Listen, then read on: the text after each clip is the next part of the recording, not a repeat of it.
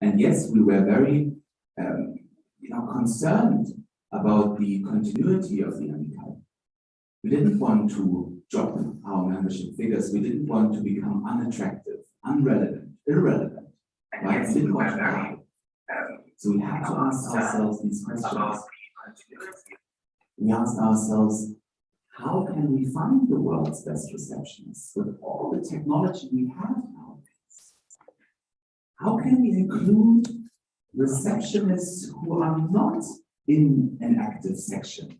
How can we find the world's best receptionist who perhaps works in a hotel, but the receptionist is on furlough, and the AICR member who is a front office member has just lost his job, right?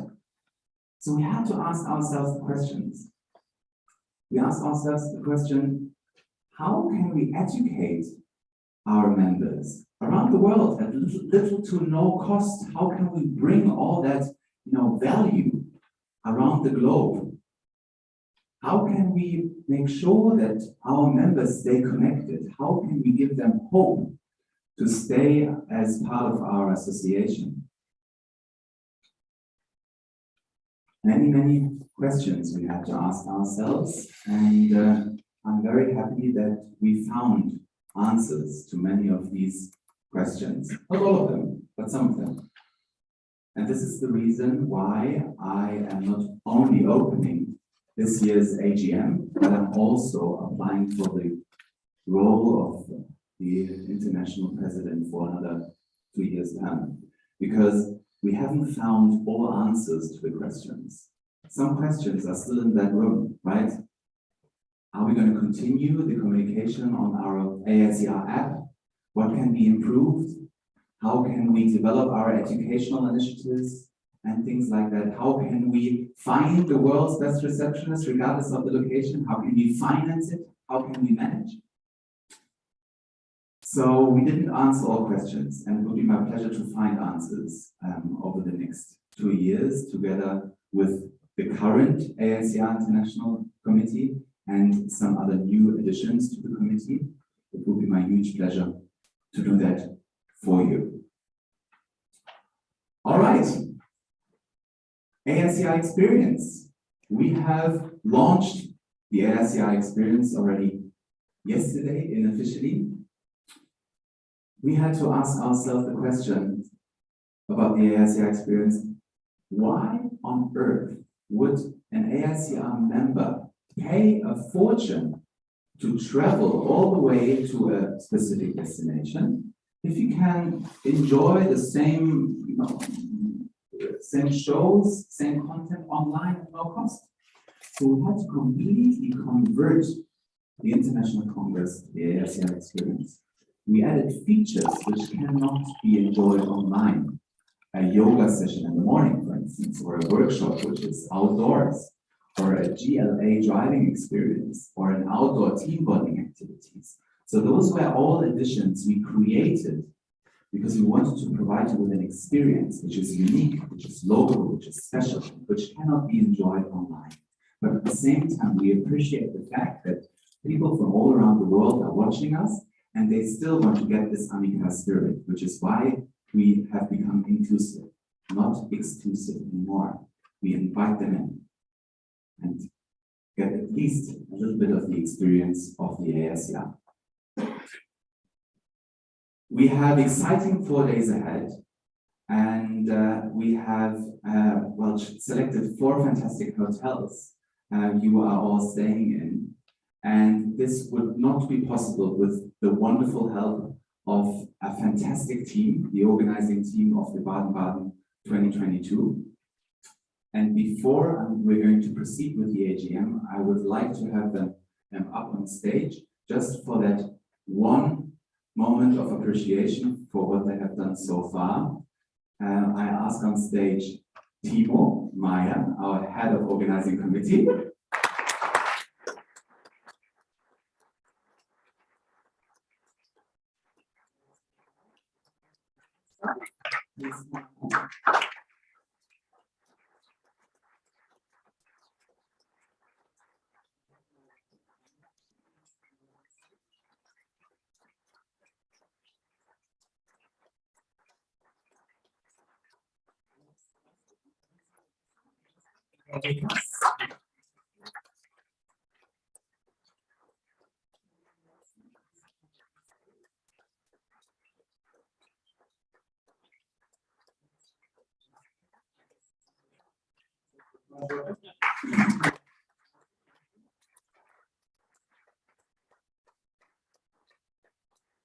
Thanks, Thorsten, but please apologize. He's busy with all the technology, so he needs that.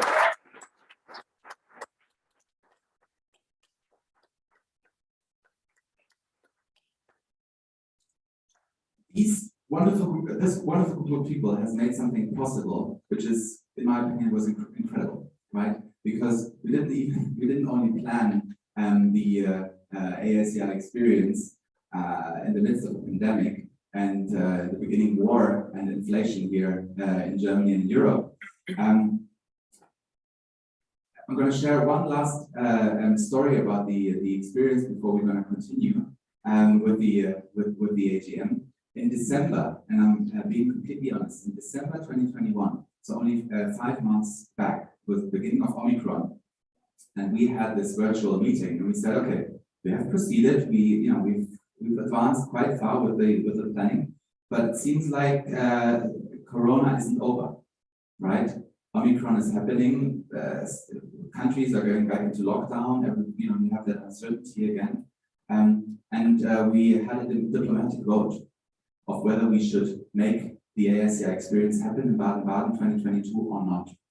And it is the 7 of us, we had this vote, and it was a 4-3 vote. 4 yes, 3 no's. So I'm not going to say who said yes, I'm not going to say who did the no's, but it was close, but I think we've made the right decision, and I will.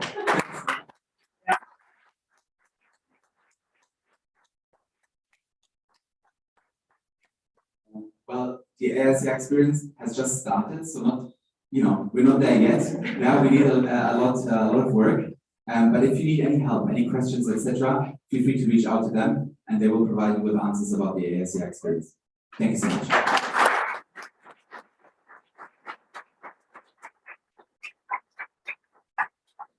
All right, membership update. Let's look at our membership figures from pre-COVID to, well, kind of post-COVID, or, well, we're still in the pandemic, but we've started with 1,022 members year-end 2019. So now we all know that this membership number dropped because of the pandemic. Many of us lost their job, changed jobs, etc.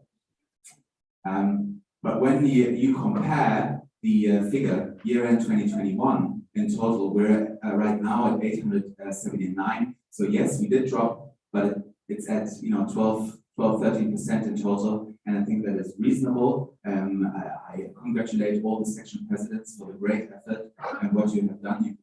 We can all be very proud of that figure, of maintaining that figure. And the wonderful fact is that there is growth on short notice growth in the last couple of months. And I'm just going through the figures from, well, country by country. Australia has started in 2019 with 16, and we're back at 16. We have Austria, they have started with 54 in 2019, and they have experienced fantastic growth, and they're now at 67. China didn't exist in 2019, but thanks Joy and team, they are listening to us, they're following from Shanghai. They were able to create a section, a strong section, an active section in 2021, and they were able to maintain or reach the number of 20 members year-end in the midst of the pandemic in 2021. They presented candidates for the world's best receptionist, and it is delightful to have them on board. Côte d'Azur, they were able to maintain the wonderful figure of 45, 46. We have the Czech Republic. They suffered a lot from the pandemic. They dropped membership from 30 to 18. We've got Estonia, very similar case, from 27 to 13. We had a wonderful increase by Germany, and this is all down to the fantastic Vice President Tito, from 74 members in 2019 to 93 members year-end 2021, and Germany has got another 13, 14, I guess, in 2022 already. So it looks very promising, that increase. Italy, we experienced a slight growth. Also, we were very heavily impacted by COVID. New Zealand, it's fantastic to see them back on track with a very wonderful growth from 6 pre-COVID to 11 right now. Qatar with a fantastic growth from 39 to 52. Paris, who had a dip during the pandemic, but then kind of revived very, very quickly, and this is all thanks to Arnaud and to David and Sylvia, from 71 down to 52 and then back up to 77. Poland, a heavy impact by the pandemic. We're still in contact with Marcin, who's hopefully following us, from 29 to 0 at the moment.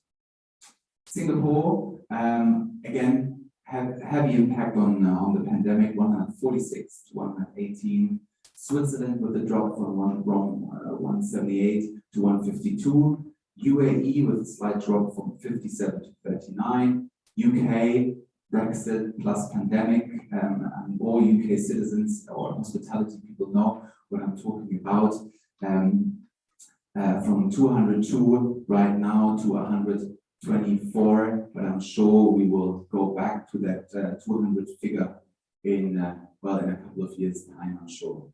We're right now at 879, but ladies and gentlemen, this is a great effort, and we can be very happy and proud that we kept the AICR alive, that it is strong and powerful, and we kind of rejuvenated it in a way we can be very happy about. Thank you very much to all of you and all the section presidents.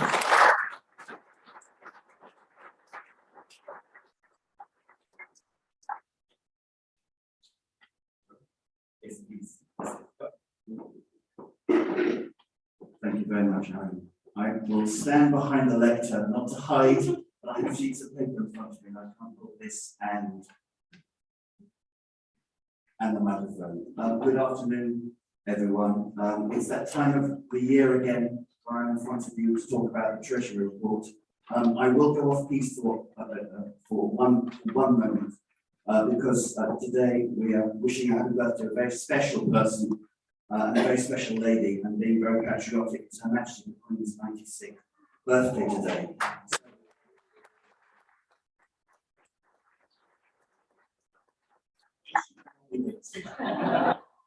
But happy birthday, Mum, and she's on Zoom, so welcome. You have a slide in front of you, which is we need your telephones out at some point. 2 points during today. It's meant to be to time. It worked well at Geneva 2021 last year. So when I hand over back to the President after doing the financial report, we will need you to vote for the Treasury report. So whilst I'm talking, or whilst I'm talking now, if you could pop in mentimeter.com, put that code in, and then we're all fitting well at the end of my presentation. Those who are online would have received the accounts that I'm going to go through on a week ago, posted by Lily on Hotel Kit. So they will have those, and we will just briefly on the screens as I go through the accounts. We'll just have the headline news for headlines for ease. So for those online, we're going to start with the UK accounts. Our financial year is, as always, 1st of December to the 30th of November. So we have 2 accounts, which are the sterling accounts, both, so we're dealing with the 2020-2021 Treasury accounts. So the opening balance was 2712 sterling on the 1st of December. You can see that we had an income of just under £4,500, and that was made up by well, three sections: New Zealand, the United Kingdom, and our international section, which are our orphans or homeless section for those who do not have a section. And those were Portuguese, and we had one Norwegian joining us, so maybe he is online as well. And the joys of PayPal, we had to start up that account. So that was 4.5 expenditure. It was for the sterling account, it was minimal. For the Geneva Congress, it was £378 approximately. So that was committee expenses. We had the silver frames and the engraving, and then the postage of those 3 silver frames to the second runner-up, and the winner.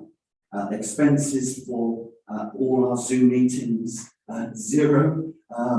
The mid-year meeting last year, which was only 2 days of meetings rather than 3 days the year before, that was 0. So we all had our own coffee machines that we disappeared to. We then have the fun and games of making sure that we have the sufficient tax paid. So in the United Kingdom, our revenue organisation is Her Majesty's Revenue and Customs, and the corporation tax is 19% for the United Kingdom, and all our accounts go through that. So we had the audit, which we have to pay, which is £300, and then the corporation tax, which I'm pleased to say is slowly going down, but that's unfortunately due to the income going down at £459. So in total, that was just 908. We then have our bank fees of £30. Surplus, I'm pleased to say, is we increased by just over £3,000, so 5,893.31. Our sterling saver account, saver, it's an oxymoron, that doesn't happen anymore. So that grew 10 pence, and I think that is all that I can say for that one. So we can go on to the fresh slide. And then we've got the Euro education account, so that's the bottom of the first page. And you'll see the income. And when you see the figures, it just shows you how important the auction is for our income. We had €7,500 for Geneva 2021 less fees. So when the committee, my colleagues talk about the auction and bidding hour, it is desperately important because you can see the figures there. Without the auction, our education initiatives do not happen. We then had all our participants, their fees of €845, that came in. So we had an income of 14,318. Expenditure, we had some committee expenses dealing with Geneva 2021, and then we had the fees with bidding hour of 413. It's a fee that we have to pay to have the loss leader of the fees. So initiative, education initiative, so the Lighthouse. So we paid 7605, which is the basically the 845 going back to Lighthouse. We then paid the remaining 50% that I paid of the other 50% earlier before the accounts opened up. And then we had a mentoring session, if you remember, in Geneva, which the international community paid, and that was 1,200. Bank charges, again, split, as always, within the EU and out of the EU, and you can see the approximate cost of each transaction. And that's €72, apologies. And so we had a deficit there of 392.70. So the monies that we get in, we're spending. When they're not sitting in the bank account and wallowing. So we have a closing balance of 11,671. If we go to the next page, we have the audited accounts for the Euro current account, and this is the chunkier accounts of the two Euro accounts. So we had an opening balance of 3,634 on the 1st of December 2020. And then we can see all the 2020 international membership fees. When we had our mid-year summer meeting in 2020, which took 3 days on Zoom, we really did not know where life was going to take us. And I did suggest to the International Committee that should we consider reducing our rates, our membership fees from 30 to 25 to help the sections. And very quickly did I find that the big three, and having seen the German figures, we're going to be seeing the big four, Singapore, Switzerland and UK offered to underwrite the membership fees if necessary. So some sections did take advantage of the 25 euros. You could work that out with your maths on the side of how many members you can see per section. But the majority did keep the 30 euros, and that just kept our head afloat. As you can see, it's right at the bottom. So I've got to thank Adeline, Roma, and Nicola, the previous UK president, for the tremendous support that they gave the International Committee to us. The international section there, you can see 5 members, again, homeless. They were the Chinese, so we have Joy and Karen, hello, from Baden, and we have a Maltese member there as well. China paid, because they weren't a section then, they paid a candidate's fee of 400 euros, so it gave us an income of just short of 21,000 euros. And then the expenditure, we had the 2021 Congress in Geneva, well, virtually from Geneva, for those who weren't there. And again, you can see a figure there of just over £16,500 euros for the international expenses, production fees, accommodation, general expenses. That include, if you remember, that wonderful talk and presentation by Mike Orr, who was stirring and talking about his expeditions. We could not have achieved that without the remarkable support from NICR Switzerland, and they contributed to his fees. So thank you, Bruno.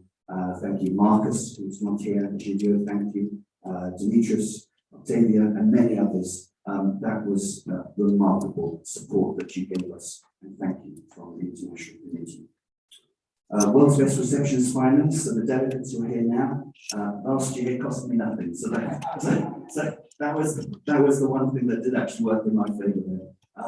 To the second thing that worked in my favour. Social media, Lily was pumping through promotions on our social media. So that was the congress from last year, the costs. Expenses, this was the 2 days on Zoom, again, 0. The magazine, I think sensibly took the decision not to do a magazine for this year. It would have been a slightly short publication, a small public service, 0. The internet, website, and hosting. I know Demetrius is going to speak later in his part, but we are here. As you can see, there's a lot of figures there, just over 5,000 euros. We're creating a new website. We're creating the new AICR Experience website. And I think the president said to me a couple of days ago, it's like a toolbox. So it's our own Swiss Army penknife. It's allowing us to update the booking system year after year and change the front end. So there is quite a chunky amount that's gone out, but I think Demetrius is on top of that will make some savings in the future. I do hope so. We then have the banner where for 2022 Berlin, which we hope will appear from Warsaw by Saturday. And if not, we'll see it next year on the stage. And then our bank charges there of just under 247.15 euros, again, out of the EU, within the EU, and then our monthly fees, which we have to pay. So we have a deficit of 1366 euros, their closing balance of 2267.98. So there are 4 accounts. And the final page, dated 3rd March from our AICR accountants who are in East Sussex. So most of them. And Kelly has written that so that income expenditure is representative and accurate. I hope I've gone through that sufficiently. Are there any questions that people would like to ask?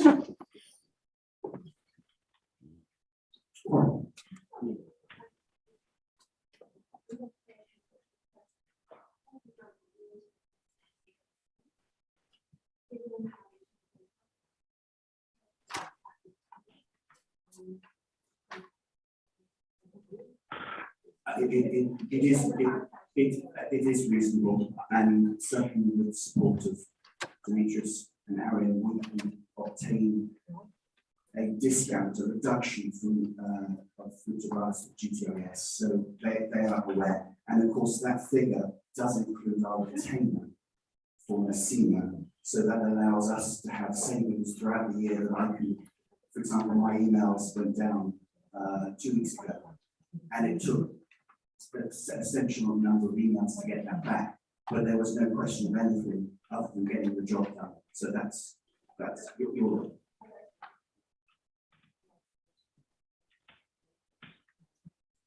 We are, and I think with the nutrition, there would have been enough out to get from all the changes from having the best reception. So I think that's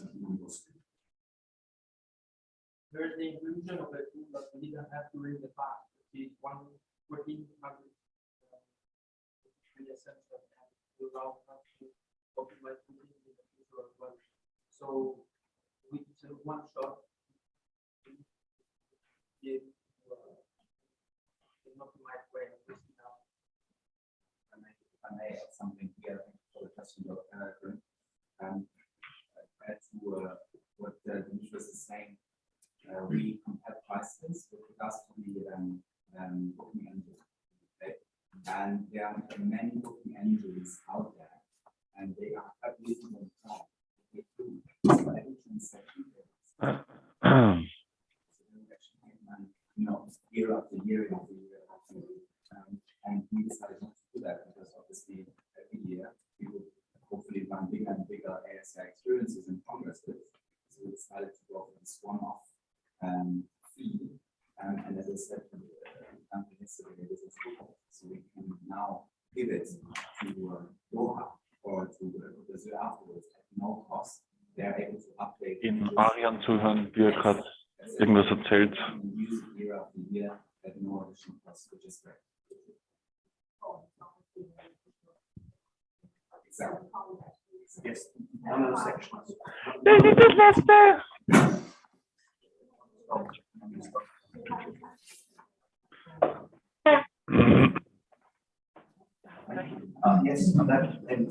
that's no other questions. Fine.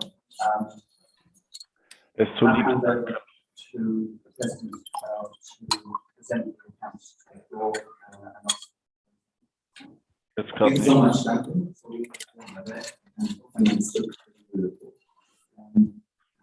Before we go to do the vote and approve the treasury reports from last year, created by Duncan, may I ask for a proposal? Annie, second that, thank you very much. All right, we're off to vote.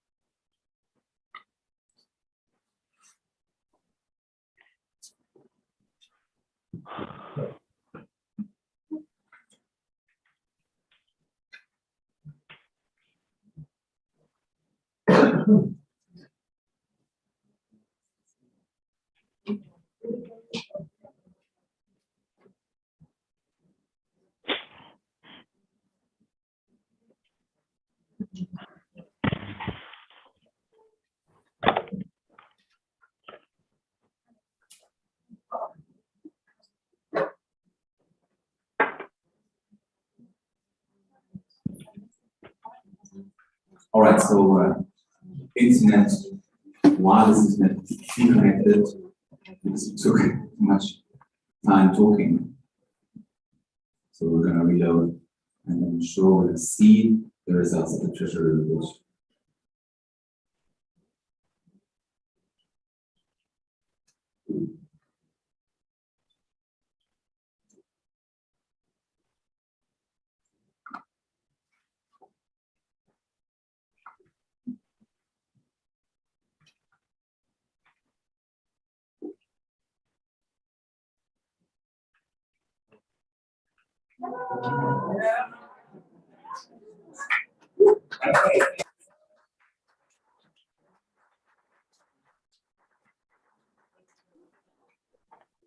Right, let's continue. May I ask Virginia on stage, please? All right, so thank you very much for attending this congress, for the people that are in the room and for those that are following us from all over the world. I have already seen instructions to be short, and therefore, because I need to catch up for the time others have used, not happening to anybody. That's my usual piece of humor. Right, I'm talking about the AICR development, and this is what I'm in charge together with the team. Every time I'm very positive and looking forward for more sections to follow, more members to join. I do have excellent news, of course, and we start immediately with saying that we have China, who is hopefully from today a new section with their 20 members, the requirement. And they already have their committee with the president in waiting. And what I don't know how we normally do it, but I will say, first of all, I will join, and then ask the audience to approve that China is officially a new section of the AICR. Anyone against? No? Okay, so I think this deserves a big round of applause.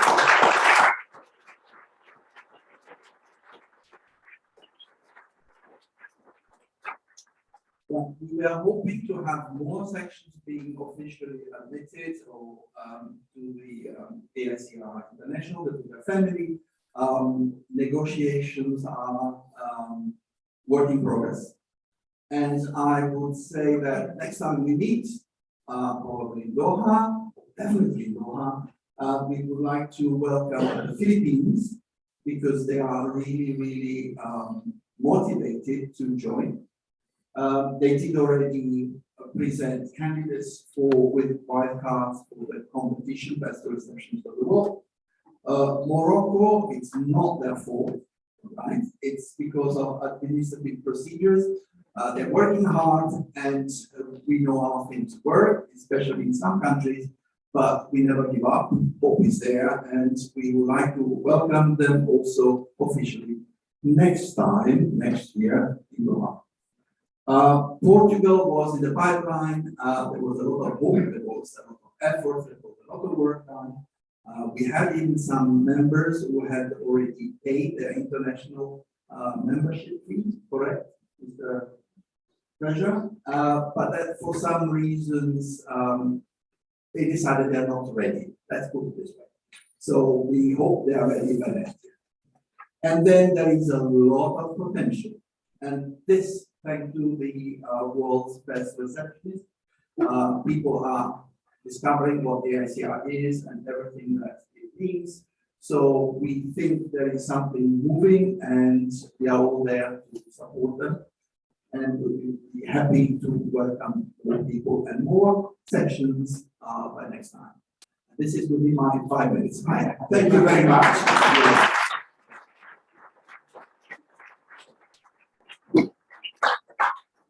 Hi guys. excited to be here. So AICR Social, I will be also short.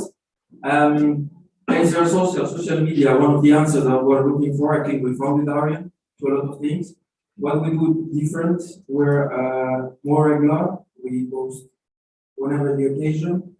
We create far more content than before, videos, reels, pictures, everything. We are tagging when we have a hotel or a person that is concerned. We try to connect all the circles because each one of us has a specific circle around it. And then with hashtagging. So we have our signature hashtags, which is AICR Experience or AICR International, and then we use some other hashtags like luxury or hoteliers or hoteliers live in order to attract people that follow those hashtags. And how do we do all that? We're fully synchronized, I tell you. I'm really proud because a lot of people are in this room. They're doing a hell of a job. We're in a group who communicate almost every day. We share content together. We're mega posting together. It's a new term, okay? As a family, as an amical. And we did it already simultaneously in several locations, the leadership certification. Of course, what's best receptionist?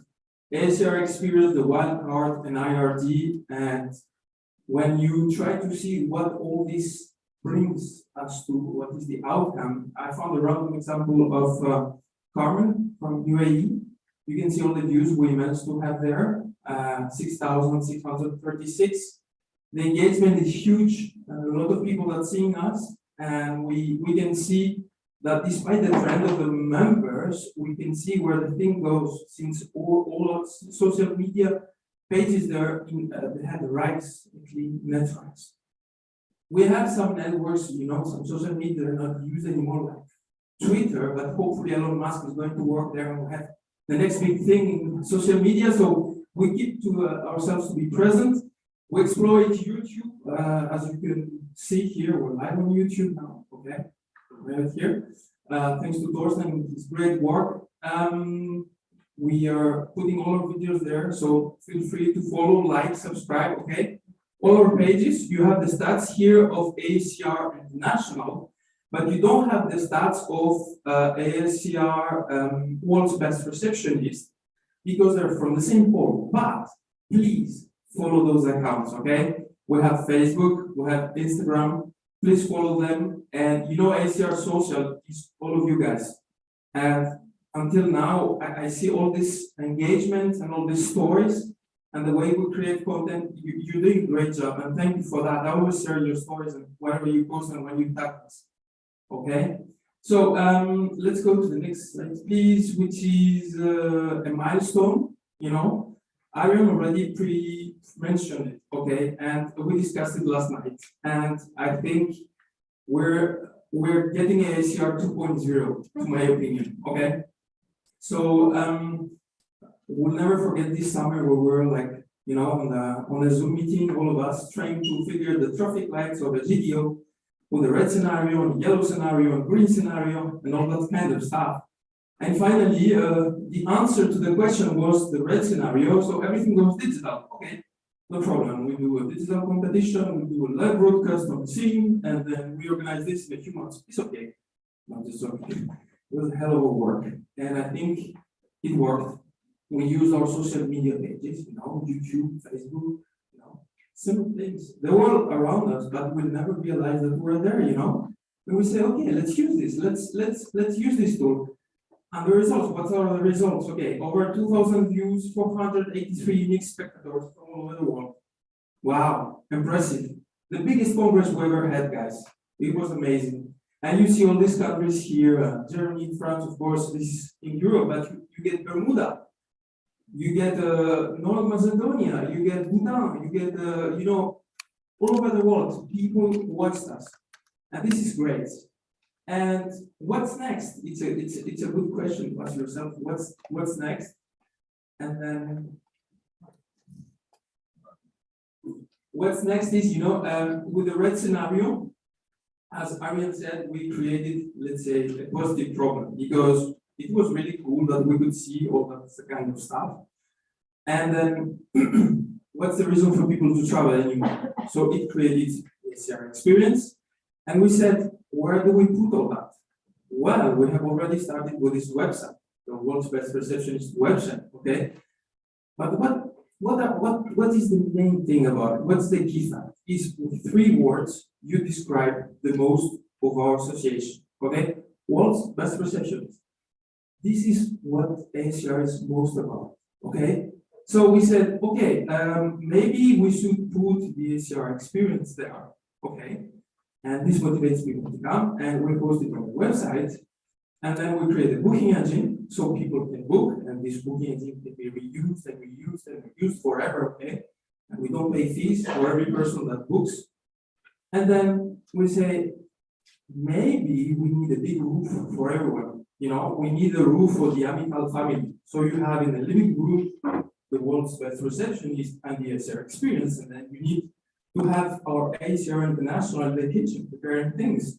And then you need to have our countries in the rooms. So our objective is, as perfectly illustrated there, we have domains that we don't use from past congresses. We have problems on updating websites. We have tools that don't work. For example, newsletters. We send newsletters, a lot of them go to the spam, people don't receive it. So we are we want to streamline all that and put it under the same roof, reducing the domains we pay and optimizing our operations. So you don't have, you know, the sections having a person that is dedicated to the website who will have support for it. So this is the direction we want to take, and believe me, we're really cost sensitive for everything. And it is our objective to achieve the best results with a minimum cost. And thank you for your attendance.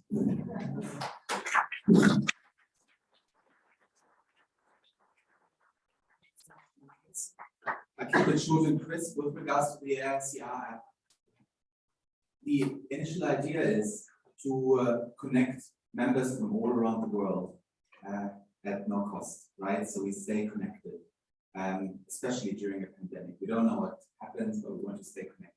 And the idea of the app is that, you know, whenever you travel around the world and you find yourself in Jakarta or you find yourself in Hong Kong, you might just use the search function on the AICR app and say, oh, is there a member in Jakarta at the Hilton there? And you could actually use the search function and you would find the respective member of the AICR.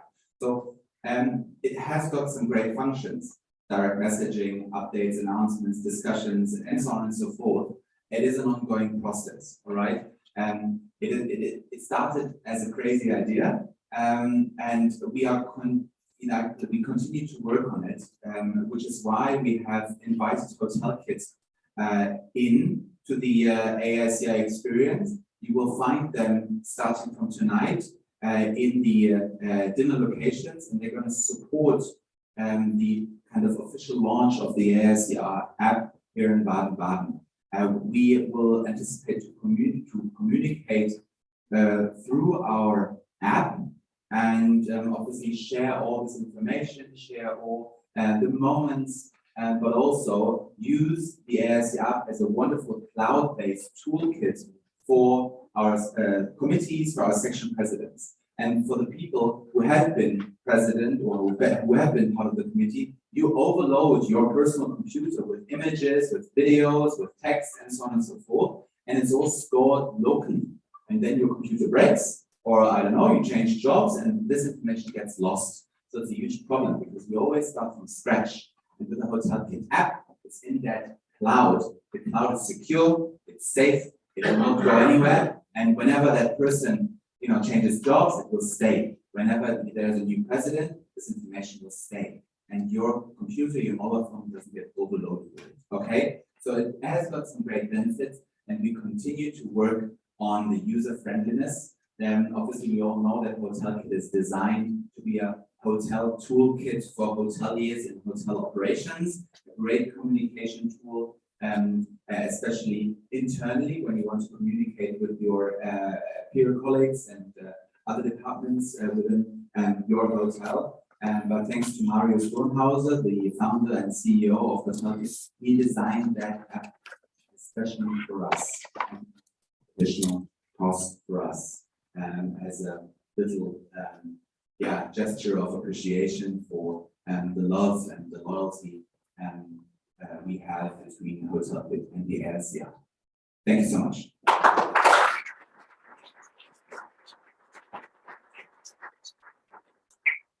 Good afternoon, everyone. I'm happy to be able to share a very quick update on our educational initiatives. As you know, the leadership certification is one of the main pillars of the education part of the AICR International.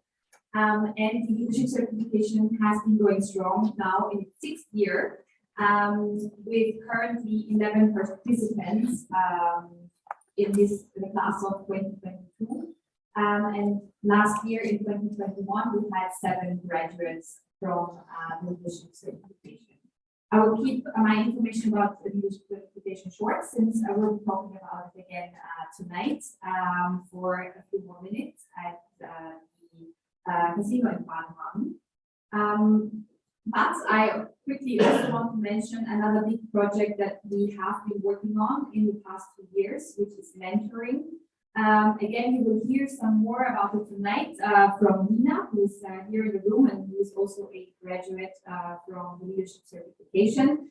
But mentoring, which was started in the UK quite a few years ago, has become very important, and this Swiss section has also started to become very active in mentoring, which is why we have started a mentoring certification for AICR members, which we launched last year. And we basically offer to all the existing mentors in the sections for Switzerland, as well as UK, together with a few interested members from Germany and Austria, to become AICR certified members, a standardized training in cooperation with Lighthouse, Kevin, who you all know.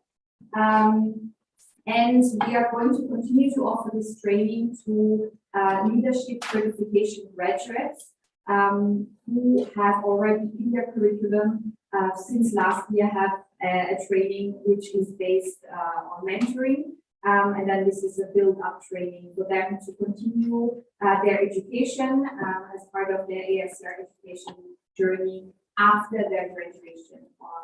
So our graduates from last year and the years before will be offered the opportunity to become an AICR certified mentor in a training which will happen in the next couple of months. And this is going to continue in the upcoming years.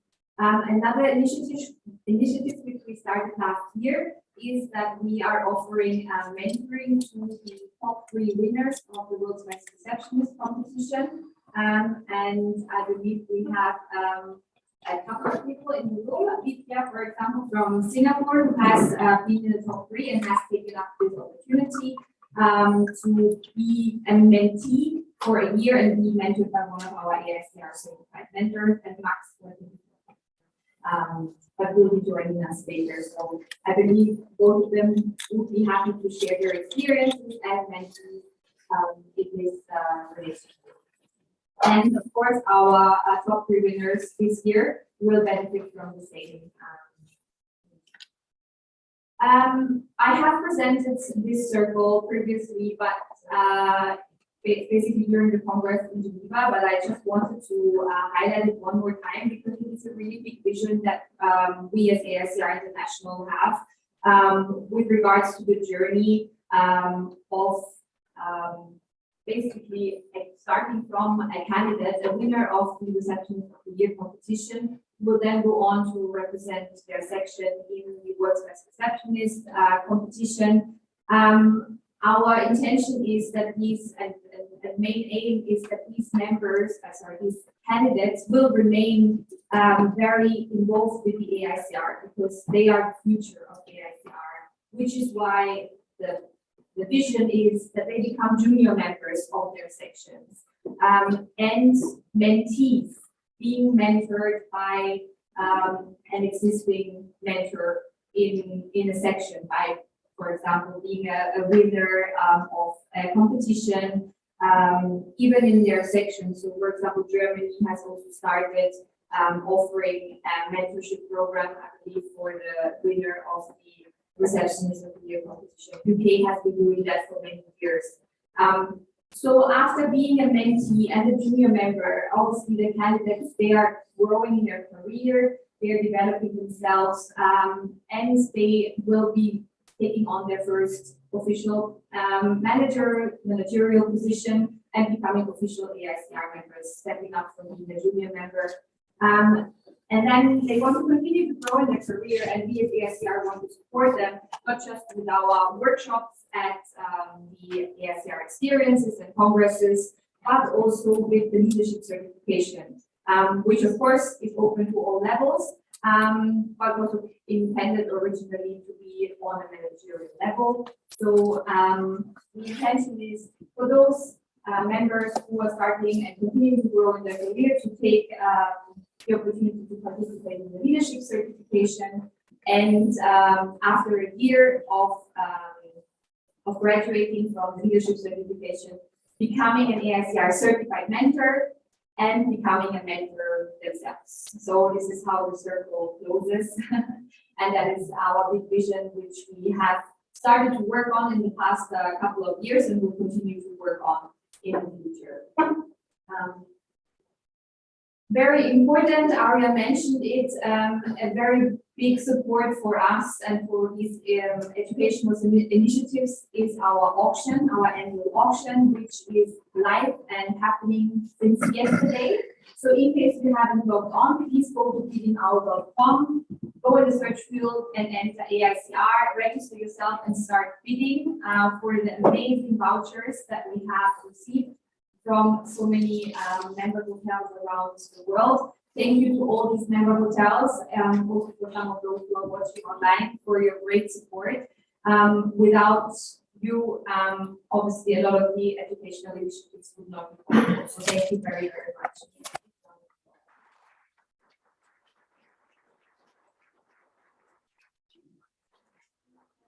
Teaser, we have 5 of the most amazing vouchers and a live auction tonight at the casino night. So please bring your cash. And last but not least, I just want to highlight that in just, well, a bit over a couple of weeks, we have International Receptionist Day, which is a very, very important day for AICR.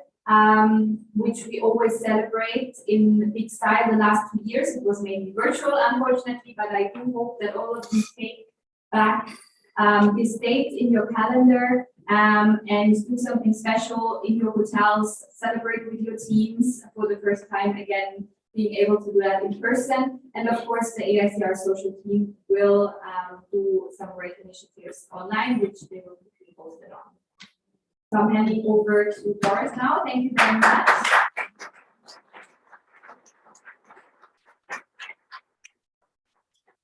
I promise to stay within 5 minutes. I'm really happy to represent the AICR talent team today.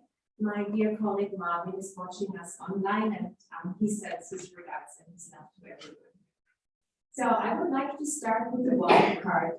The International Committee had a vision around a year ago. We said that regardless of the location, we want to give every passionate receptionist in the world the chance to take part or to become the world's best receptionist. So there does not have to be an AICR section. The only thing you need is motivation, a good looking CV for your application, and holding the role of a receptionist. So we had the vision, and it really went well because in our first year we had 44 applications from 15 different countries. So I think for the first year this is a good number. What happened with the 44 applications? The applicants had to go through 2 rounds. The first one, they had to produce their own video and introduce themselves. And out of the 44 applicants, 30 made it to the second round. And in the second round, we asked them to watch a video, and then a jury of 4 people asked them different questions. And out of those 13 candidates, 6 made it to the world's best receptionist competition. and even 2 made it to the top 10. Here you see the 13 wildcard candidates who made it to the second round, and you see different flags, so you can see that it was really nice to see so many different countries represented in this competition. And here you see the top 6 who made it to the world's best receptionist competition. We have Macau, Philippines, China, Estonia, Poland, and Morocco. We, the AICR talent team, set ourselves the goal to have at least 100 applications in the follow to next year. So as said, they made it to the world's best receptionist, and there we had a total of 19 finalists. 6 of them were wildcard candidates. The world's best receptionist competition took place before Baden-Baden. So during the Congress, there is no competition. Someone already knows who the winner is, so we all did that prior to Baden-Baden. A couple of weeks back, we already announced the top 10. We invited the top 10 to come to Baden-Baden, but we're very lucky that even some of the top 19 are here this weekend with us. So the online competition consisted of 2 rounds as well. First of all, they had to go through 4 back office tasks, and afterwards they were challenged by 2 role play situations. Our dear Corinne was the actress again on Zoom, so she spent a whole 3 days on Zoom being the role player, and each candidate had to face 2 situations, so twice 10 minutes per candidate. And the first situation was a telephone inquiry, and the second one was really a situation at the reception, and it was amazing how well it worked.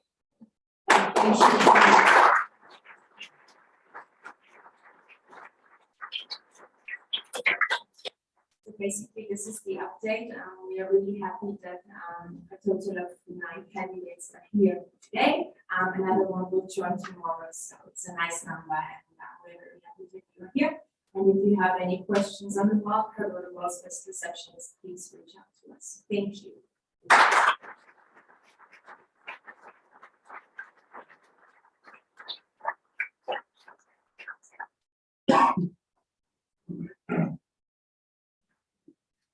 All right.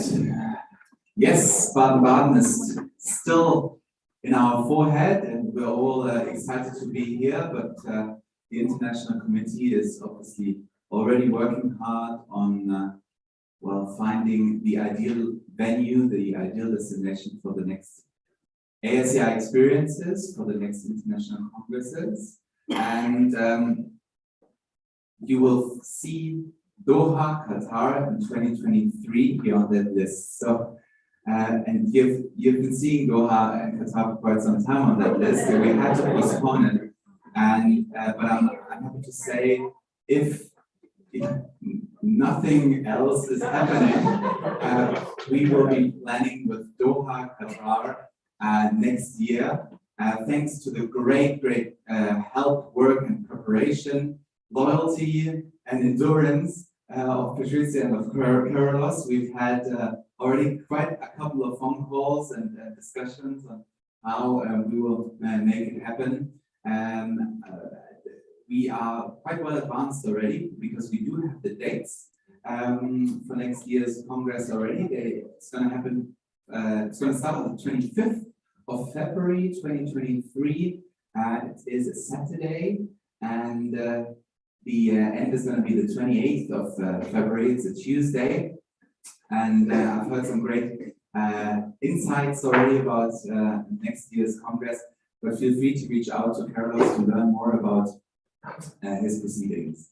And then, as planned already 2 years ago, and thanks to the wonderful committee around Veronique and Dries, they are planning to celebrate the anniversary, the 60 years anniversary of the AICR in its origin, the Côte d'Azur, obviously the place where the AICR was born in 1964, and it would be just the right decision to hold it in the Côte d'Azur then in 2024. And I've heard that we're on track, that things are looking promising. I see that young talents have joined the committee.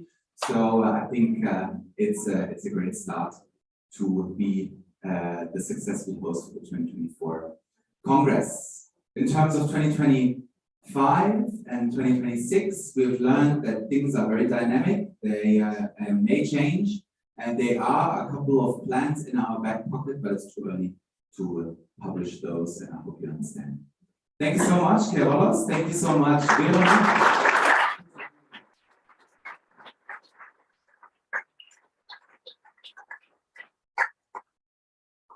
5 minutes, correct?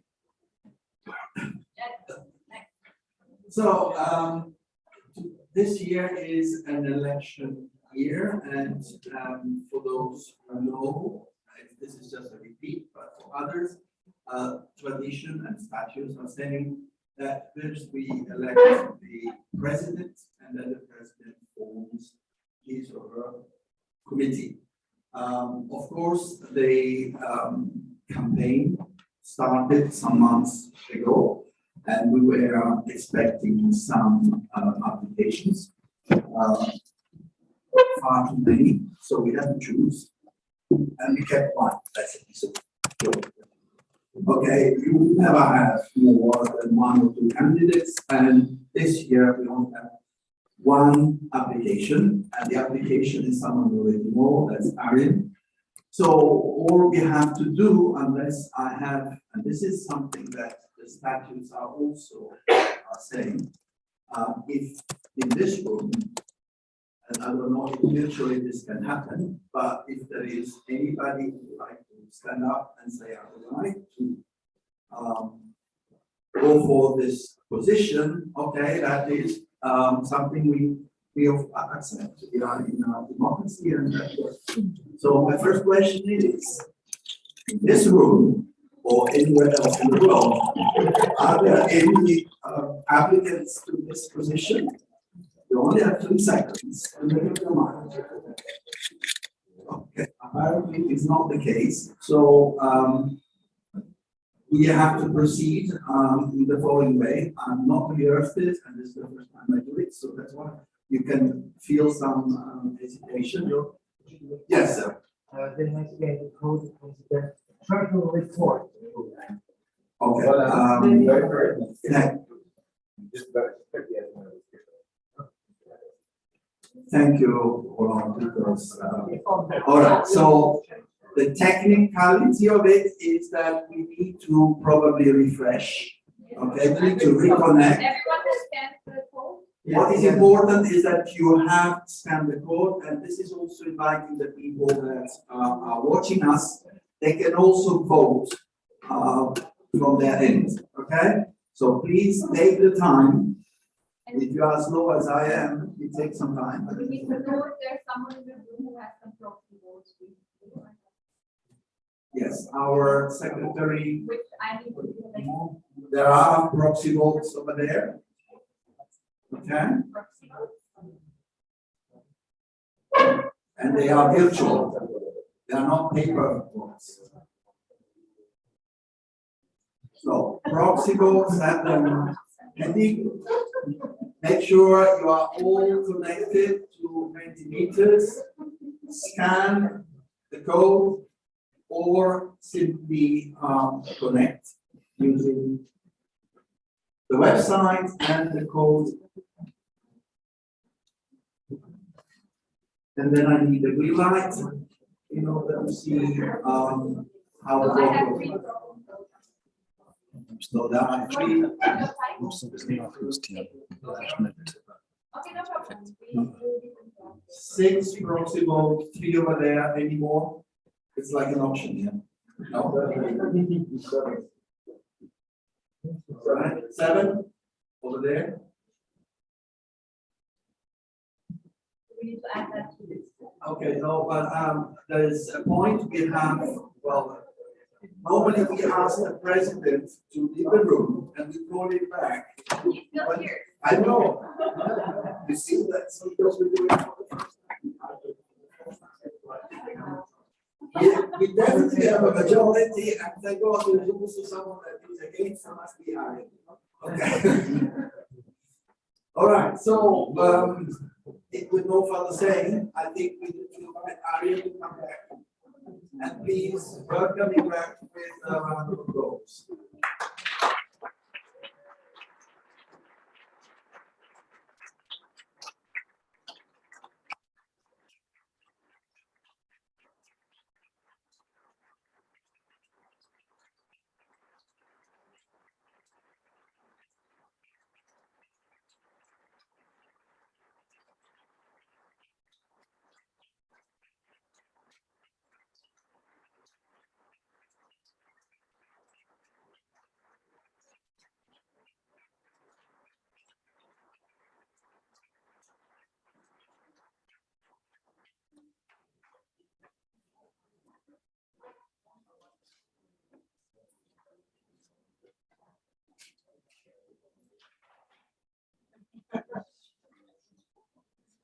I hand it over for a presidential speech.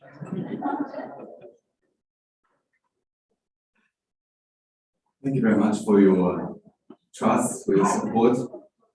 It's my pleasure to serve as president for another 2 years' time. Where do I start thanking people? The association is so strong without me, right? You've got a wonderful international committee. They work so hard, long hours in the evening, at night, weekends over Zoom. We've got fantastic section presidents who stay connected globally, who interact with each other in a very amical way. I've got a fantastic German committee with a marvelous vice president.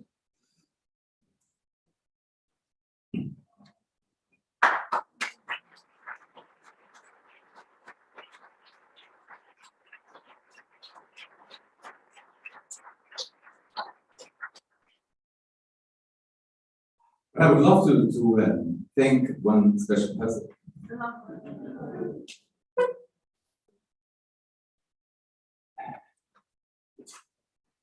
You know, you work hard and everyone does, right? And you work long hours and you're at work, you know, you just continue and then you go home and there's more work waiting for you. And every one of us does that, right? And you know, sorry. Okay, I'll look at it.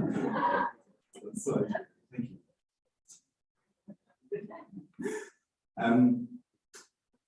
Talking about backbone. People ask me, sorry.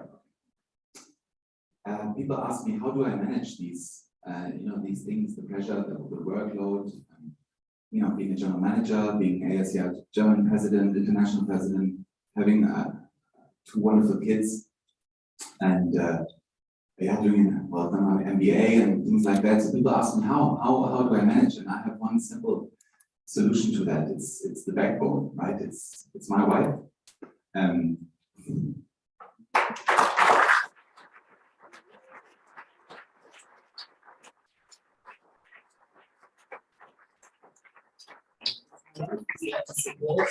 She's the backbone of the AICR, and she's the helping hand, and she's a well-deserved first lady. She never stands in the spotlight, but I dedicate the applause to her. Thank you so much for.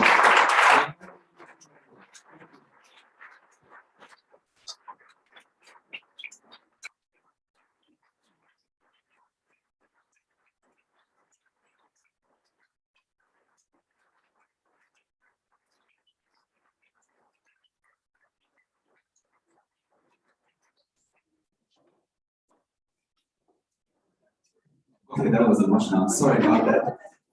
Okay, back on track, back to business. We have something exciting for you guys. We have invited a best-selling author this afternoon to hold a little webinar about the wellness asset. And why have Timo and myself decided to invite Sonal Ubroy in to do the webinar for us? We are in Baden-Baden. Baden-Baden is world famous for the bath, for the water, for the wellness aspect. And it is just very interesting for us as front office workers, as rooms directors and hotel managers to think about something which is not always in our forefront of our heads. It's the wellness factor. And especially in these unprecedented, these challenging and dynamic times, the wellness factor becomes more and more important, right? Which is why we have added a very, it is the key component of the AICR experience, right? We wanted you to experience a wellness factor during the AICR experience. We allowed, well, most of you more sleep, more rest, more time to relax. We allowed yoga sessions. We do spiritual forest bathing on Saturday afternoon. Some of us are going to go to the Karakala Therme during the weekend. So it will, and it has already become part of our agenda. It is important to talk about wellness, not only from a human being side, yeah, especially when we're hardworking and overloaded, but also from a guest perspective.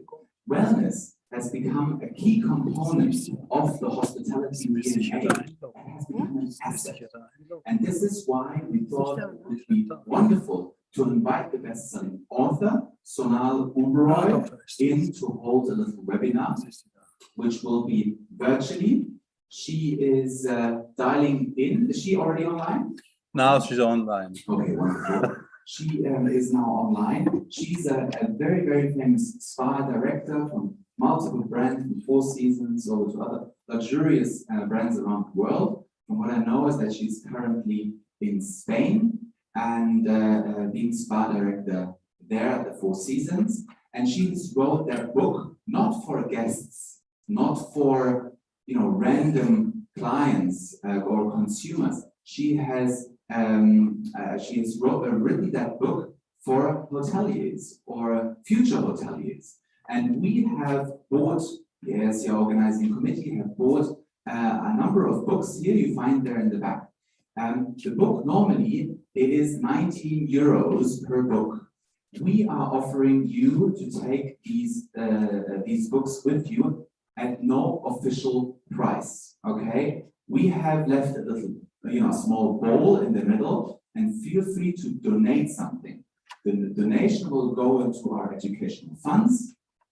If you have something, if you want to give something, it would be great. You don't have to. If you want to consume it, do it. If you want to take it, take it. But what needs to be said, there's not enough books for everybody. Okay? Yeah, because 20 euros per book is a lot of money, yeah, for the organizing committee. So we were not able to finance it all. But if you want, feel free to grab one and enjoy it.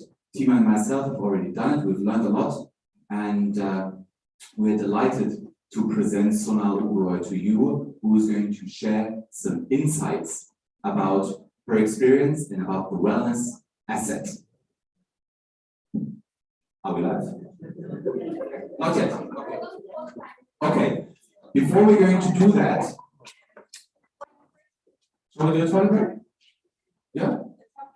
Okay. What I would recommend, please, if the section presidents could stay in the room and just come up on stage, the section presidents. For the rest, it's a little toilet break for 3 to 5 minutes, and then we're going to start with Sonal Uberoy's presentation.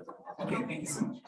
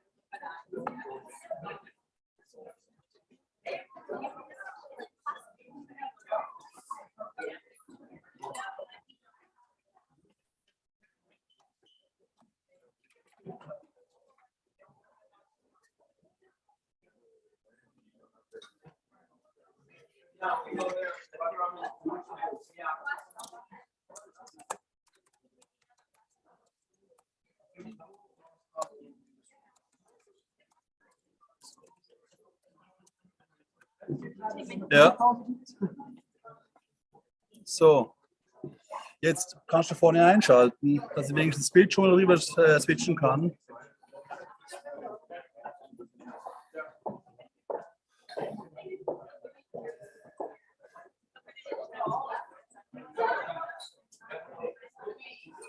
Ah. Doch,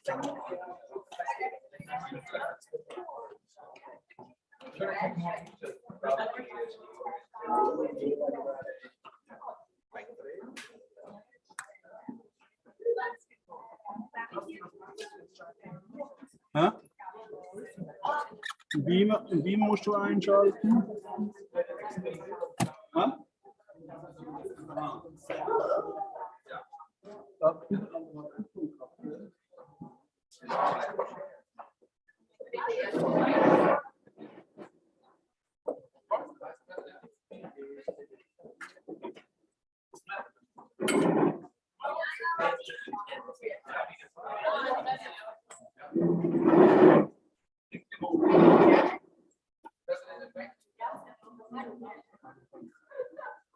Ja?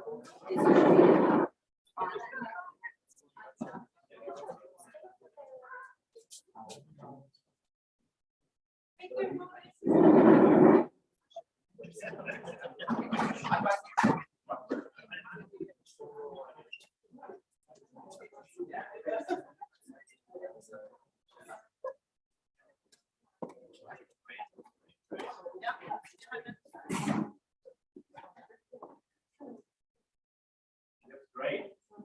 Are you ready? Yes. From us. 3, 2, we focus. 1, and get mic.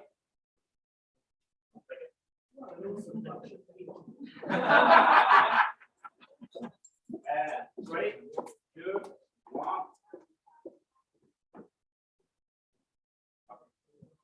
Get it up.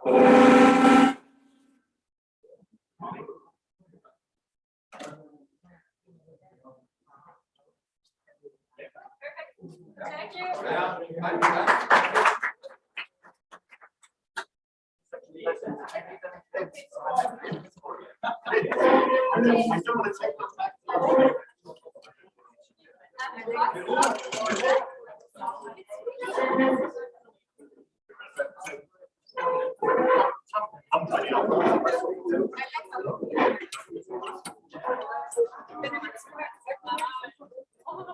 So.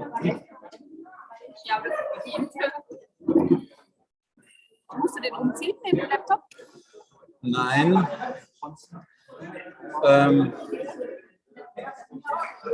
Das muss das Timo vorne.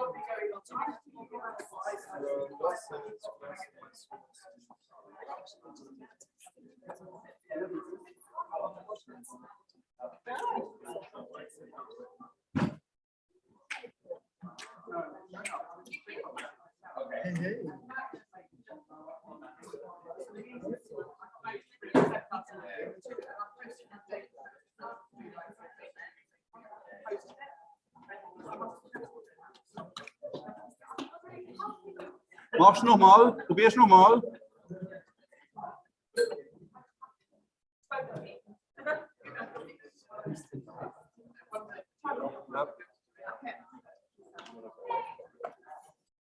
Gut. Still live? Yes, we are live.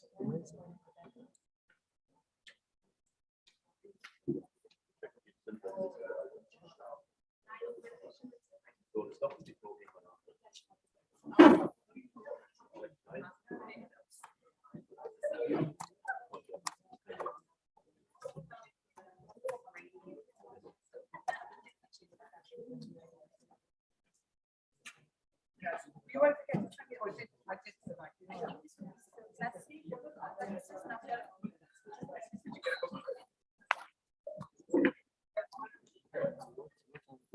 they seeing now?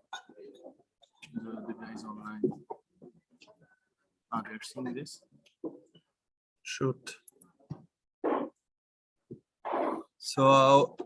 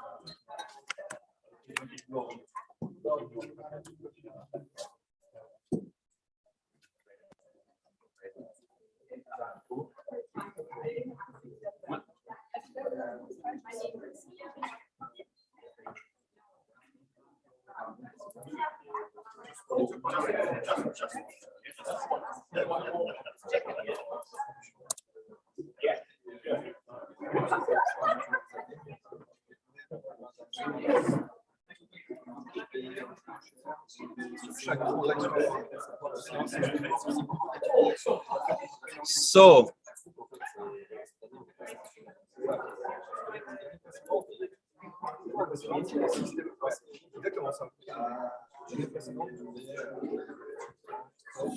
Dimitrios. Hello, hello.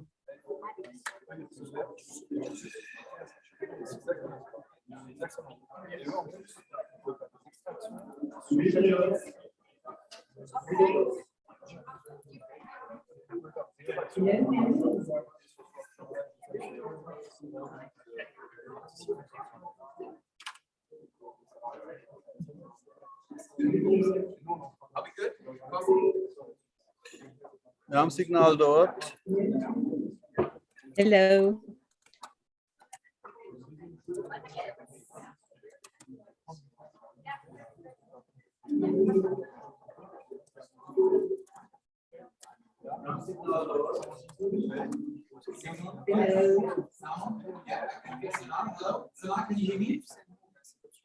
I can hear you perfectly. Can you hear me?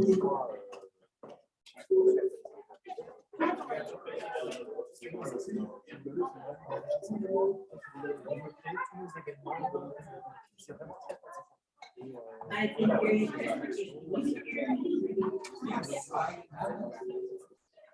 I think it's going with a delay. There is a few second delay. So.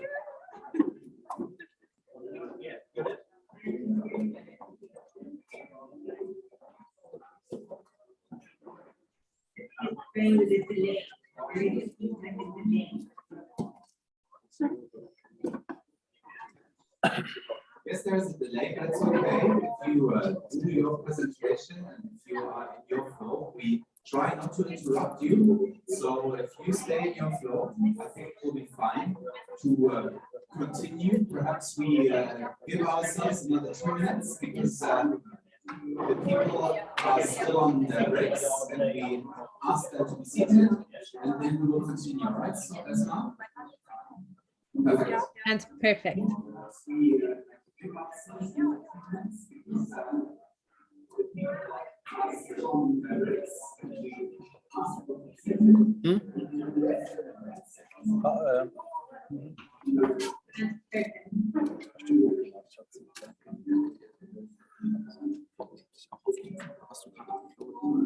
Echt, hast du? Nein, ich hatte ein Telefon. Gut. My own was speaking. I don't know why. Jetzt, ich muss den Dimitrios, ich brauche den jetzt gerade hier, weil der kann mir am ersten helfen, weißt du?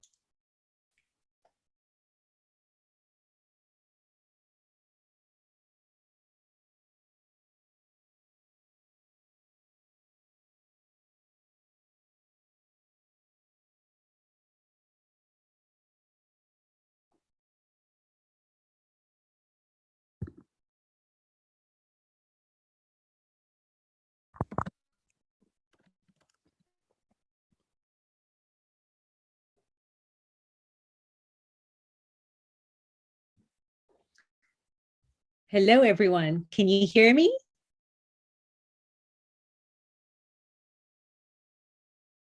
Can everyone hear me? I'm not sure if you can hear me. I've lost all audio on the actual area.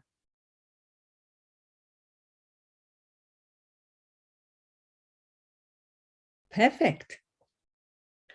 Pues muy buenas tardes from sunny Madrid. I wish I was actually there to be in person over there in front of, amongst all these lovely, innovative and forward-thinking hoteliers of the future.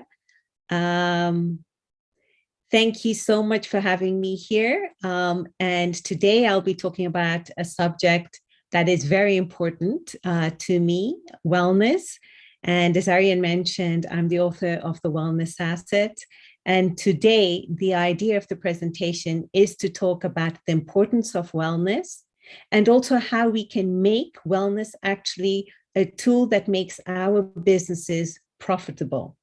So in the next 20 to 30 minutes, I'll be sharing my screen and talking about wellness.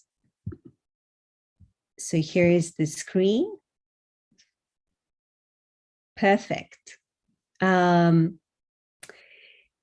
We know the hotel industry has received quite a beating these last couple of years. We were sent to a screeching halt overnight. We were forced to lay off brilliant and loyal talent. And just as we're seeing the light at the end of the tunnel, we are hit with an energy crisis, shortage of talent, and exorbitant inflation. And all these factors are adding a further strain on our already stretched profit and losses. And the problem now is how, in this current uncertain economic climate, can we not merely survive, because we are tired of just merely surviving, but also thrive well into the future? How can we transform our businesses while delivering our guests remarkable experiences, reporting our owners healthy profits, and attracting top talent? the very people who make magic happen. Today, I'm going to demonstrate how wellness, when integrated in a meaningful and coherent way, can transform and future-proof your hotel, and without breaking budget, irrespective of whether your hotel is mid-scale, urban, or luxury. Today, I'm going to demonstrate why now, more than ever, is wellness an asset to the hotel business versus a drain. And my solution to thriving in this uncertain business landscape is my proven and carefully honed Essence model. And when you follow the principles of the Essence model, the results are that you enjoy a higher direct and indirect revenue through increased occupancy, higher ADRs, higher length of stay, higher check per person, and also more discerning client. You have a loyal and committed customer base that actively engages with your brand because they want to, and not because they're asked to give a positive review when you know they've had a lovely experience in our hotels. And finally, you attract and retain a happy and engaged team that delivers your guests the remarkable experiences you and your guests want. As Aaron mentioned earlier on, wellness is not only about our guests, it's also about our teams and retaining our teams in this current climate. Data has shown that we're shifting from a population pyramid to a mushroom. And this has been happening for the last 20 to 30 years.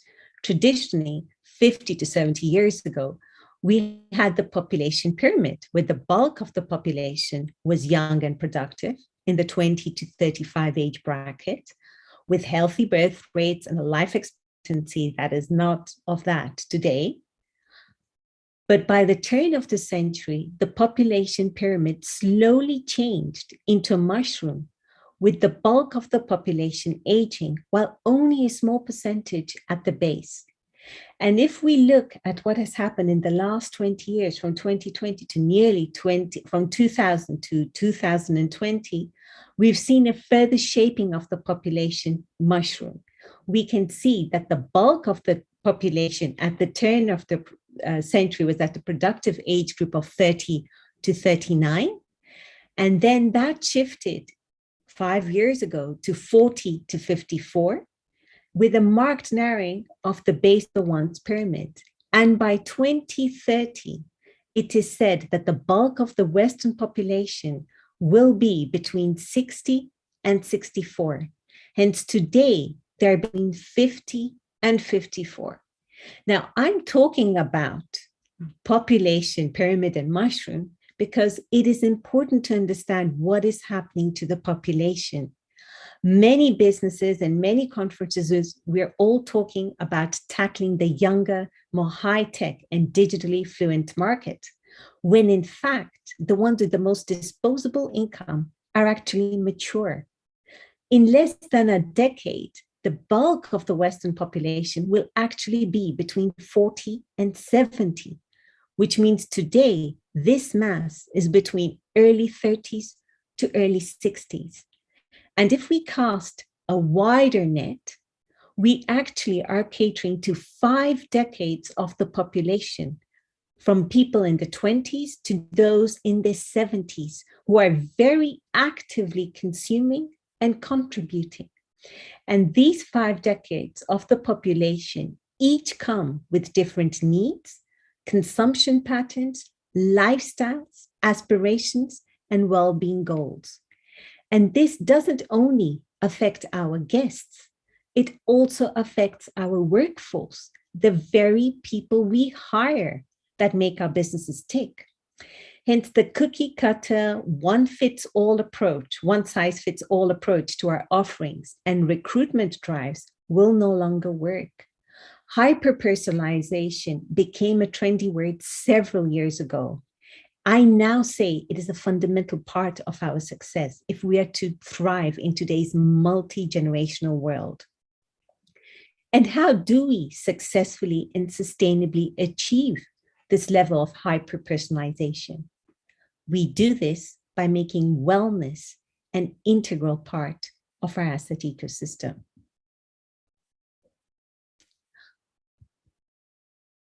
However, in order to make wellness an integral part of our asset ecosystem, we need to understand that we can't continue to do wellness the way we have always done it up until now. We need to understand what is going wrong with wellness in hospitality. It is no secret that wellness does not have a proven track record in hospitality. Most hoteliers report a meager 1 to 3% of total revenue from their spas, one of the fewer direct revenue generating wellness offerings. Additionally, many luxury hoteliers have found that they've had to invest huge sums in facilities that have high upkeep costs and that require refurbishment after 5 to 7 years, even before they've even managed to recuperate the initial investment they did for the facilities. So many hoteliers feel they're stuck in this vicious cycle. They know that wellness has potential, but they've also seen wellness fail miserably and don't quite see the opportunity on where they could make wellness work. So if you have failed to make wellness generate more than 1 to 3% of total revenue, it's not your fault. You're not alone in this. And the reason many hoteliers have failed in the past with wellness is because of the 5 traditional ways of how wellness has been done in hotels until today. The first one, treat it as an amenity. For most hoteliers, the core business is rooms and food and beverage. That is where the bulk of the direct revenue comes from, while only a very tiny percentage comes from the wellness-related departments, such as spa. So what they end up doing is classifying wellness as a minor operating department, and they create their wellness offering to support their core business. And the problem with that mentality and mindset is that if you treat something as an amenity, it will act as an amenity and it will perform as an amenity. The second way of doing wellness, and I think we've all seen it and we've all been guilty of it, is treating it as a compensation tool. So every time there's an angry guest for whatever reason, a broken shower, luggage that has been sent in the wrong room, a series of glitches that are happening all over their hotel, just one of those high maintenance clients, the best solution is to give them a free treatment at the spa. And for me, I truly believe that hoteliers thinking they can use their wellness offering as a compensation tool to ramp up ratings or to prevent negative reviews is one of the main reasons why we've never really had success with wellness. And to me, it makes no business sense to invest money in building expensive facilities that are very costly to upkeep and offering them for free to compensate for a service blunder that has happened in another part of the hotel. Guests will never, ever value paying a full price for the wellness experience. And also, you don't solve the core problem in the first place. The third way of doing wellness is do it yourself. If you practice wellness, of course, you must be a wellness expert. The times I have sat in front of hotel managers, general managers, owners, who, because for some reason or not, practice some form of wellness, be it running, triathlons, meditation, yoga, they think that already equips them to actually offer or be the experts in wellness. And while it is important to know and to actually practice wellness in order to offer wellness, we also have to be mindful of the fact that each person's wellness needs are very different. And what we do as a hobby is not necessarily what qualifies us to actually become an expert in the field. The fourth way is what I call the copy-paste syndrome. Many hoteliers believe, and it's only normal, that the success of a concept in one hotel will guarantee its success in another hotel. Probably we've all had these scenarios where we've managed a hotel, or been in a hotel where the spa enjoyed tremendous success, and we believe that we can relive the success in another location. And while it's only normal to draw inspiration from previous experiences or other projects that are doing wellness really well, we have to be mindful of the fact that the success of the concept does not guarantee its success in another location. There's so many factors that come to play: owners, the product, location, the pricing policy, target audience, client mix, the team. It is practically impossible to replicate success.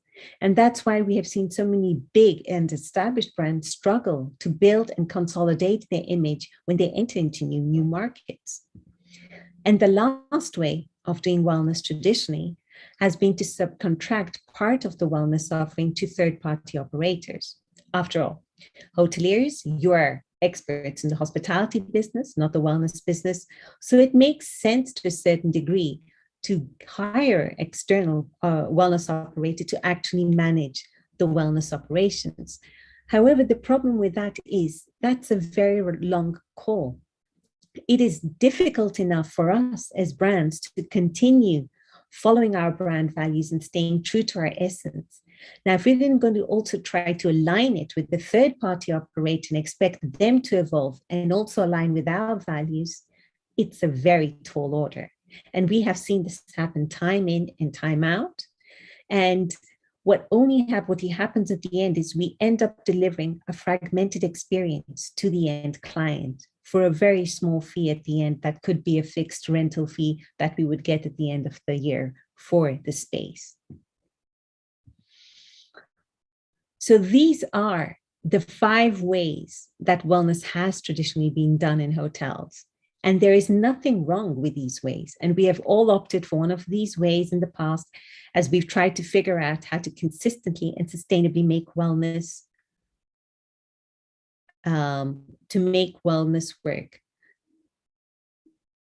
Sorry, I'm not sure. Can you hear me?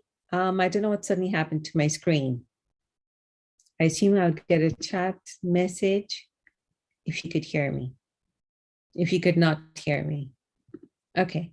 As I was mentioning earlier on, all these ways essentially, intentionally or not, treat wellness as separate from the main or core business of a hotel and not an integral part of it.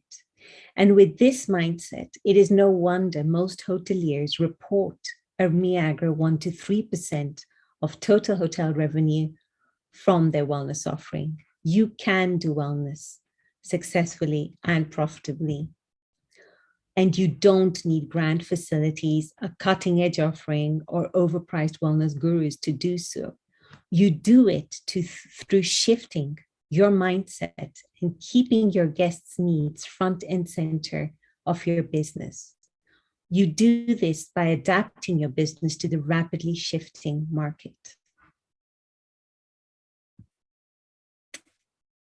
And this is where we come to the concept of build to last versus build to adapt. This is the image of the Cholumteka Bridge, 484 meters long. It's a bridge in Honduras, in a region notorious for storms and hurricanes. The Honduras government in the 90s commissioned a prestigious and incredibly expensive Japanese firm to build a world-class bridge, a much needed point of access for many people of Honduras. The bridge was finally completed in 1998, and it was a modern marvel of engineering, designed to withstand even the most powerful forces of nature. But as it turns out, in the same year that the bridge was commissioned for use, Honduras was hit by Hurricane Mitch, a Category 5 storm, which caused considerable damage to the nation and its infrastructure. Entire bridges were washed away, roads were rendered useless, railways were washed away. However, the Cholumteka Bridge survived in near perfect condition. However, the roads on either side of the bridge completely vanished, leaving no visible trace of the prior existence. And more impressively, the Cholumteka River, which is several hundred feet wide, had carved itself a new channel during the massive flood caused by the hurricane. So now it no longer flowed beneath the bridge, which now spanned dry ground. It flowed alongside it, rendering this modern and incredibly expensive marvel of engineering useless. This bridge quickly became known as the bridge to nowhere. Now, the lesson for all of us with this story is that often we focus on creating the best solution for a given problem. We forget that the problem itself might change. We focus on building the most sophisticated product and service without thinking that requirements could evolve or that the market could even vanish. And this lesson could not be more relevant to current times. The hospitality industry built its entire business model and infrastructure, the hotels, based around catering for one predominant client, groups, conferences, and corporate. And that client no longer buys the way it used to because of one event, the pandemic, that set off another series of events that led to self-care and quality of life becoming front and center in most people's lives. The hospitality industry has always been resilient. We have survived through natural disasters, terror attacks, economic crises, epidemics, and also pandemics. And we've been the first to be hit hard, and we've also been the last to recover on several occasions. But each time, we've always come out stronger. However, this time, things have changed. The problem we solve has changed. It's no longer rooms and food and beverages and conferences that we're offering. Now, our guests are looking for transformational experiences that enhance their overall well-being in some shape, way, or form. And how can we offer guests these transformations? By making wellness an integral part of our asset ecosystem. There has also been a seismic shift in general from how we do business, how we earn a living, and also in our value systems in general.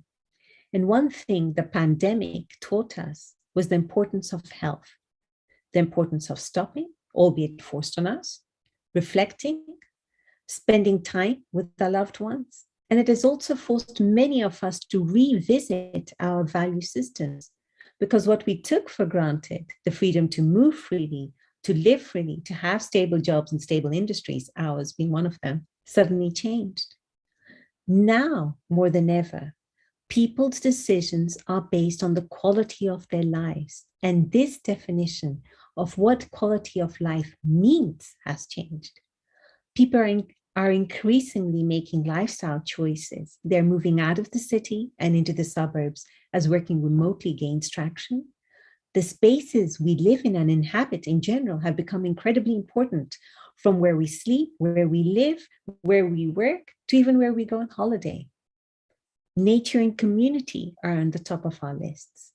And being healthy and strong and keeping our loved ones safe and healthy is of prime importance. This seismic shift in our value systems has only further consolidated how well-being has taken center stage on all fronts for businesses and people. And if we don't recognize and embrace this strong wellness-conscious movement and adapt our businesses, there will be no place for our businesses in general in a decade or two. And we have seen this happen to even the best of companies in the past decades. Let's take the example of Blackberry and Apple. We all remember the Blackberry. They insisted on having the best technology, the greatest technology, while Apple focused on experiences, on creating products that are beautiful. And they realized, Apple realized that their guests no longer wanted a strictly clunky and functional device that is so-called very safe and encrypted. They wanted a device that would help them transform their lives, become an extended part of their lives. Now, most people cannot not even go to the restroom without their mobile phones. BlackBerry did not see that. BlackBerry insisted on investing in the best technology. And if we extrapolate that to the hotel industry, That is us insisting on focusing solely on corporate travel and business travel, which is very important. But now today's guests have another need. If we also take the example of Kodak and Sony, Kodak, I'm not sure if you even remember them, in the 70s and 80s, they commissioned a market research and they found that in 10 years' time, the market trends were showing a shift towards digital. The way the CEO interpreted was that good news and bad news. The bad news was that the market was shifting in a decade. However, the good news was that it was still a decade ago, still a decade away. Hence, Kodak decided to invest heavily in film development technology. They were trying to milk that trend as much as possible, that dying trend as much as possible, as digital for them was still very far away. Digital did come to the market, but Kodak didn't change. And in 2007, when they finally decided to take out a digital camera because they had no other choice, it was already too late. And 4 years later, they became bankrupt. These are examples of dinosaurs, the Blackberries, the Kodaks, that they were so stuck in their ways. They were so reluctant to let go of their old business model and move with times, because what they thought worked for them, they didn't need to think, they didn't even think about changing how that works. It's pretty much what we're living right now. Corporate travel has come back. Now that many COVID restrictions are being lifted, we're seeing hoteliers like thinking, wow, yes, business is coming back, we can get back, and they're leaving aside wellness, all the little wellness initiatives they were going to implement and were implementing during the pandemic. In some cases, that has taken a sidestep because they can continue to go back to the corporate client that in pre-2019 was incredibly lucrative business. Now, if we look further down to the Blockbuster versus the Netflix case study, we see that Netflix actually launched quite a few years ago, quite a few decades ago. Netflix actually launched in 1997.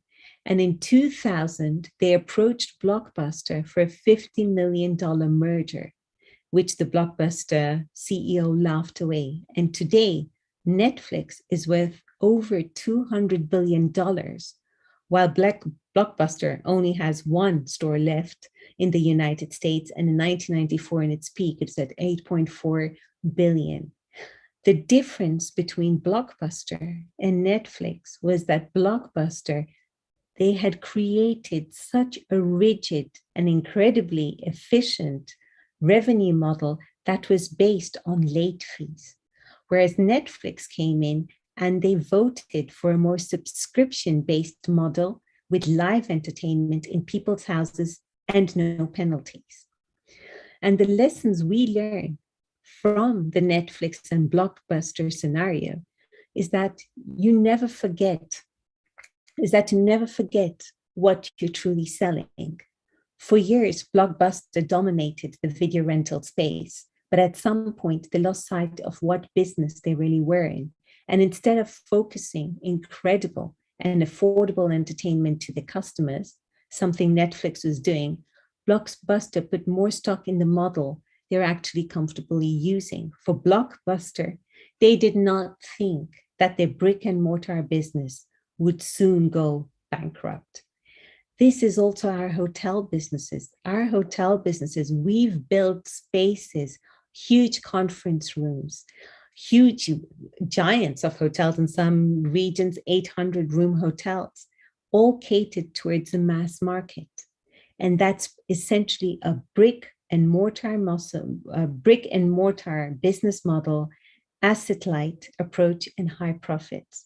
However, the trend is showing that people today want to live transformational experiences, and they don't need to come to your physical hotel to live that experience.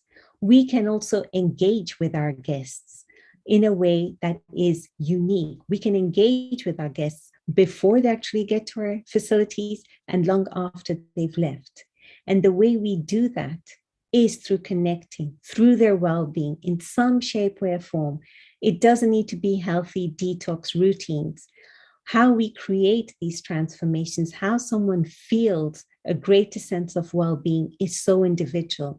And as we saw earlier on in the presentation, we are now tackling 5 different generations, not only in terms of our guests, but also in terms of our workforce. And when we actually understand what their well-being aspirations are, what makes them feel well, we will be able to adapt our offerings accordingly. And we will also be able to attract the right talent that we are struggling today to get to work for us, precisely because we've set up our business model with long antisocial hours, working when everyone else is on holiday. And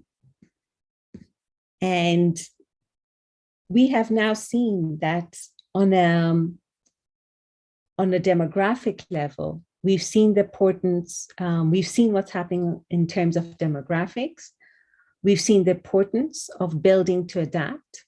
And we've also seen the importance of adopting a customer-driven approach and moving with times, just as Netflix did. And in today's uncertain environment, wellness is what will transform and future-proof our businesses. And in the next slide, I will show you the Essence model in more detail. There are 7 key stages needed to make wellness work, irrespective of the type, size, and segment of a hotel, be it a new build, refurbishment, or already operational. All these stages are pivotal in creating a solid wellness asset. And when any of these stages are skipped, you end up with box standard wellness offerings that either underperform, are heavily subsidized, or bleed money. And when I work with my clients, I take them through the 7 key stages of the Essence model and show them how to create wellness offerings that work for the hotel's reality, wellness offerings that add value to the hotel's ecosystem without breaking budget. So the 7 key stages we can see are expectation, which I also call the perfect wellness concept framework. And it is about creating the perfect wellness concept for your particular property. The next stage, story, which I call the winning plan framework, is about how to successfully solve your guests' well-being problems, because ultimately they buy to solve a problem they have. So expectation and story are the first part, are in the planning part of our wellness concept. In expectation, we're looking at the concept from our point of view. And in story, we're looking at our concept from our customer's point of view. Remember how Netflix had a customer-driven approach, and also Apple.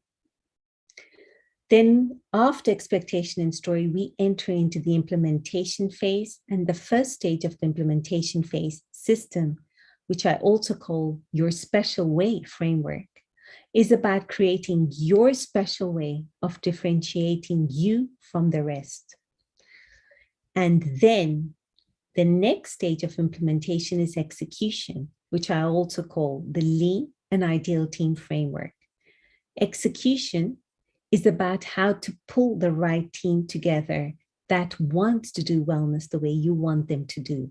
Note that system comes before execution. Most businesses make their businesses people-led instead of systems-led. And what happens is that they make their businesses vulnerable to the shifts and tilts of the changing key personnel. So we always work first with the system and then with execution, the people. Now, once we've implemented the concept, we work on the phase of iteration, navigation, and consistency. Navigation, also known as the course correction framework, is about how you stay on track with your big picture goals, saving you thousands of dollars in expensive mistakes. And consistency, also known as the service blunder preemptive framework, is about how to ensure your team consistently delivers landmark experiences to your guests. And finally, what makes you truly unique is engagement, what I also call the exponential outreach framework. It is about how to build a loyal and committed customer base that happily leaves rave reviews about your hotel, saving you thousands in marketing spend. To illustrate the Essence framework in action, there is nothing better than sharing real life examples. And I'll be sharing 2 case studies of mine. And please note that I've changed the names of the properties for privacy reasons. And the first hotel is Hotel Innovator, an example of when things are done right. It is a boutique hotel with 22 keys, and it had an expansion plan of 8 new keys.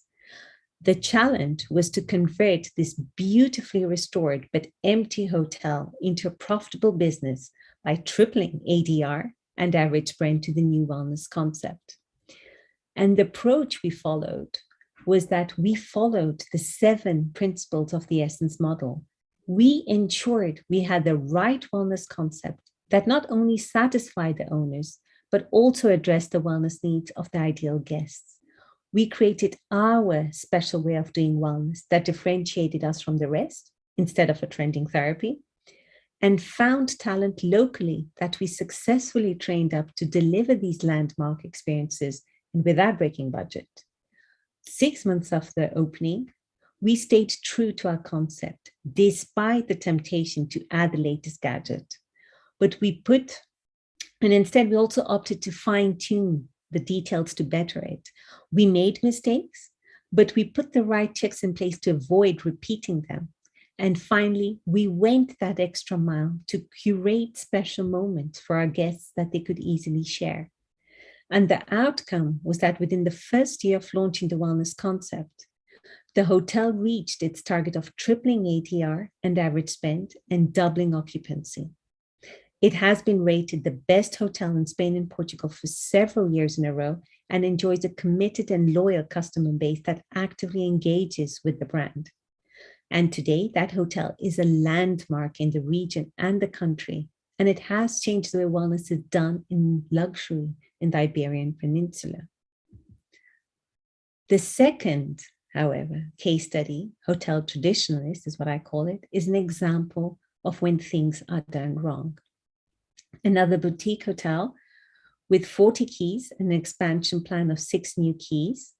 The challenge was to develop a pioneering sustainable wellness concept that delivered landmark experiences both to the early adopters and slow converters of the environmentally conscious way of living, as well as generating healthy profits. However, the approach that was adopted, all with the best intentions, was not quite right. The hotel skipped the first 3 principles of the Essence model of stress testing the wellness idea until they had the right wellness concept that satisfied both the owners and the guests, while creating their own special way of doing wellness from expectation, story to system.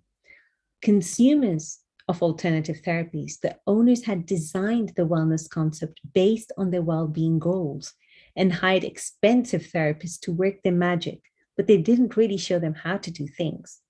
And as a result, each professional did wellness in a different way that they thought right. And this led to inconsistency in service and unhappy guests. And to add to the confusion, the owners got sidetracked by trending therapies, implementing them without even testing them in the market in the first place. And the hope was that they would find the one treatment, the one product or brand that would solve the problem of low sales.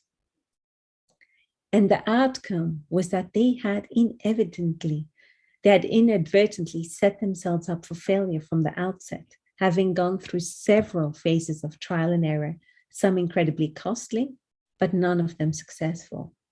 And they continue to be frustrated with their wellness offering, as they can never quite get to grips with operations. And as soon as they have a steady team, things seem to be going well, the star therapist leaves, and so does the new concept. And the wellness operation today continues to be a heavily subsidized amenity. Now you can sit there and continue to focus on building your hotels and business strategy around what tradition has dictated, corporate and business travel. You can continue to create wellness as a minor operating department. However, we all know that what got us here, a desperate industry hanging on to anything we can, will not get us to where we want to be. The Apples and Netflix, an innovative, forward-thinking industry that attracts great talent and transforms people's lives. You have the choice to either take no action and continue as is. You have the choice to be the Blackberry, the Kodak, or the Blockbuster. Or you also have the choice to take action, to actually implement wellness and not keep focusing only on the 1 to 3%, but looking at the bigger picture, because wellness is precisely what is going to keep us in business. And we can then become the Netflix and the Apple of hospitality in a decade's time. The choice is yours. Muchas gracias. Thank you very much. I'm not sure if you have any questions. I'd also like to say, I know that we only have 50 copies of the book, but if you want to send me an email or you want to connect with me via LinkedIn or get in touch with Ariane, I'll be glad to send you a free PDF copy of the book, if that would be helpful for you. Thank you, everyone.